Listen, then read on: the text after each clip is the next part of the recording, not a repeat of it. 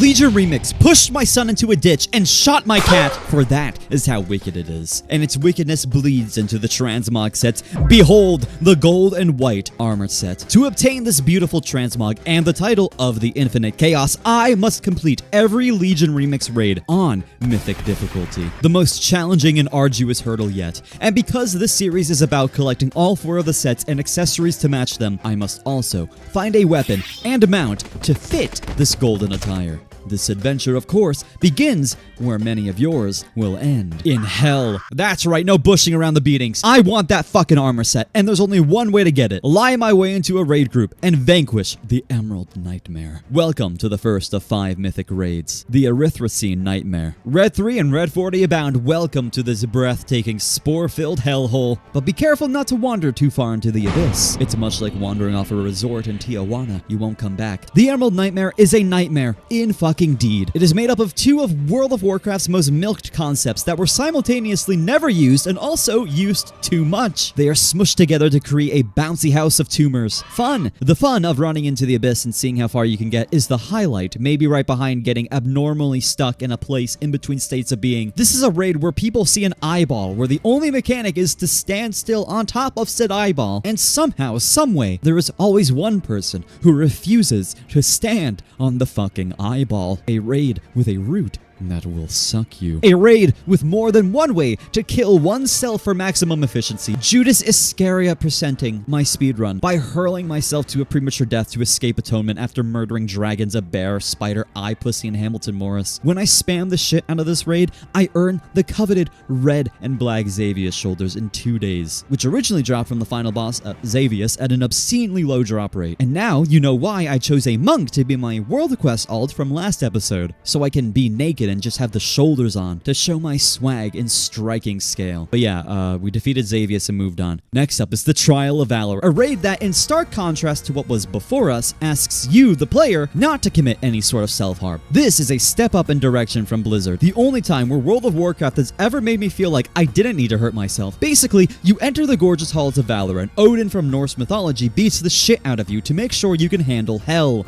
Once you show him Mama didn't raise no bitch, he literally hurls you into the underworld and tells you to essentially drown the Grim Reaper in the river Styx, since Odin's pagan pantheon has received many noise complaints about the basement getting a bit too rebellious. You see, if completed on Mythic difficulty without anybody in the group dying, everybody earns the achievement Deathless Run, which is also what I call a marathon where I don't get shot in the fucking head. In Trial of Valor, however, achieving a Deathless Run means you can now equip the coveted mythic Deathless Boner armor that was once unobtainable. This is impossible to fuck up. It is impossible to die in this raid. This means that most groups attempt this raid on Mythic difficulty with a no-death rule, a stark contrast to the rest of the raids of Legion Remix, where people are constantly barking at you to die so you can speed things up. The variety is a good touch, I will give it that, but beyond that, I have not much else to say. The Hydra from Final Fantasy XIV's Crystal Tower is always a fun thing to see. Very strange that they licensed and added Killian Murphy standing ominously at the end of the raid though. Fine, good raid, can't grasp this, however. Something else that I don't grasp is how anybody can do Nighthold on all 3 difficulties in 1 day, every day, for a week. I can hardly do it on Mythic daily, let alone Heroic and Mythic daily. And that's not to say that it's difficult. Quite the contrary, it's more so that many fools do not shut the fuck up, dragging along a raid that is carried by aesthetic, scale, and spectacle by throwing in nauseatingly long and unnecessary dialogue dumps that make Kael'thas blush. At least he gives you a mount. Elysan drops gear tokens, which, if you've been paying attention, you'll be able to tell I don't fucking need. I am pimped out. The bosses, however, are pretty. The raid itself is very pretty. The game is fun. Like and subscribe. One thing I really like about Nighthold is that you can actually see the tomb of Sargeras from a lot of it looming over us in the distance, especially after we defeat Gul'dan and his demon the devil within in Black Temple 2.1. Great raid. And I must say that it is astounding that the armor sets for our next raid are the Black Temple sets, remade for delicate sensibilities. The Tomb of Sargeras, however, has a mechanic which is not for many's delicate sensibilities. Much like how Emerald Nightmare had one moment where everybody needed to stand on an eyeball in a strikingly similar affair. The final boss of Tomb of Sargeras, Kill Jaden, has a mechanic in which you must stand on balls that have extreme knockback and move around the arena, getting hit by them to prevent getting thrown off. It is mind-numbingly easy. I have never died to it, but somehow, and I don't know how, it kills people. Beside that, glitching through the floor is always fun. Watching people get stuck on the mana traps is also always fun. Playing side by side with the Epstein files can get a little tense and a little awkward when we die and have to release. And the bosses and mechanics are always exciting no matter how many times I brainlessly one-shot them. Tomb of Sargeras is one of those special raids that ages like pre-transubstantiated blood. Wine, like wine. It is an outstanding raid, brings out the worst in people, brings out the best of the bosses, and all in all, it's out of this world. Speaking of which, let's go to another world, to Argus, the Legion's home planet, where the final and most challenging raid awaits me, Antorus, the Burning Throne. Side by side with the Army of the Light and 30 or so players role-playing as strippers or demon hunters or something in between, we breach the summit of Legion and take on the strongest universe-crushing force since Nachonius' washroom army led by Young Moth. Using Lightforged spaceships and warframes to zoom our way around from one toppling cosmic citadel to the next, facing the top command of demons. With spellfire and massive weapons, I suddenly got why people look back fondly at Legion. The lore, dude. The fucking lore. Just the feeling of fighting demons with the Ashbringer and using spaceships and shit to go around these like big gothic cathedrals made out of fucking demon blood and shit like is fucking cool. This is like the peak, especially with everything that came after it.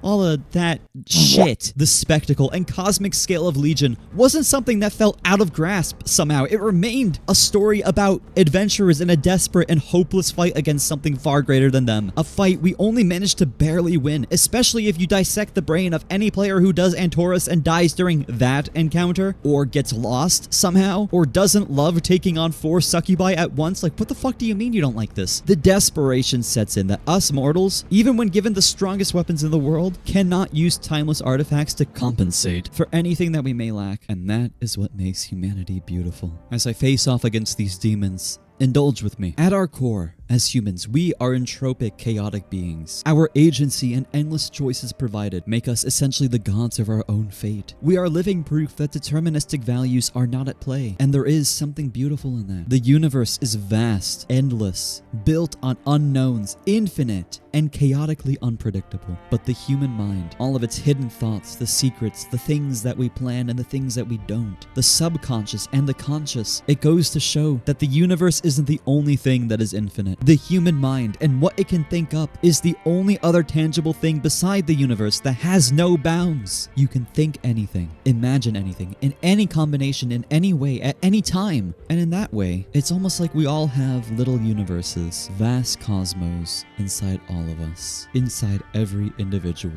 Unless, of course, you are an Asmongold fan, in which you are a fucking retard. So join me as I take on the final mythic boss of Legion Remix in the final mythic raid, Argus, the corrupted world soul. And for the last time, I say this as I charge into battle. For the plug. We charge to battle, and in 7 seconds, with the Pantheon of Titans as our spectators, does Argus fall, and his scythe clatter to the floor older than the very starlight that illuminates it. I hope my plug is looking down or up at me with pride. I, Klonopin the Pilladin, have vanquished the Burning Legion, slain countless demons with my holy inferno, and through beating every mythic raid, I have thus earned the golden Sargerei commander set. For my weapon of choice, unlike the last 3 episodes where I did extensive questlines and ordeals to obtain my weapon transmog, this time I instead chose to earn it from the mythic raids themselves. The most epic sword in the fucking game, Tayshalak,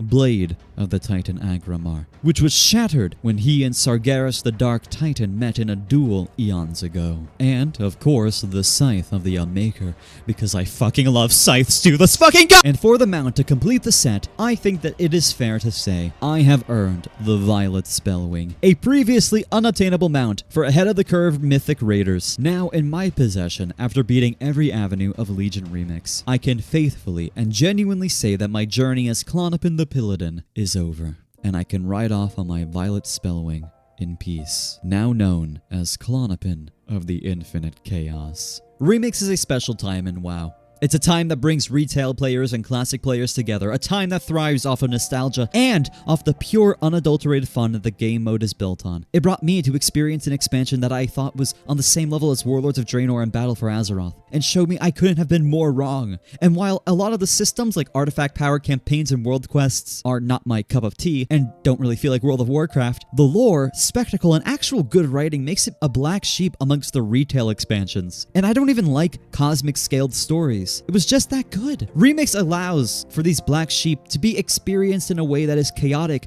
fun, endlessly enjoyable, and endlessly rewarding. And I am forever grateful that Blizzard has come up with this idea and ran with it. With MoP Remix being absolutely banging, Legion Remix being unbelievably fun, one must wonder what's next in a couple years when they do Remix again. And what if I told you I have an idea? And I'm sure that many other people have ideas. What would you like to see next in Remix? What expansion would you like to see remixed next? Let me know in the comments below. I genuinely want to know. This isn't like an engagement bait type of thing. I'm trying to actually gather data here. I want to know. Anyways, here's my idea. There was one expansion that was universally hated because of its lore, its strange systems, horrible schedule, and company controversy, but universally admired for its cosmetics, rewards, zones, and raids. Cosmetics and rewards often locked behind arbitrary grinds that nobody did because they're not fun, and zones bogged down by shitty campaigns, with raids that hardly anybody experienced because everybody was quitting the game. But if this expansion and all the building blocks that made it up were refined and turned into a remix experience, this iteration of WoW could be the most fun remix ever. But I'm getting a bit ahead of myself. If Blizzard knows what they're doing, they'll do what I have in mind and make Shadowlands Remix.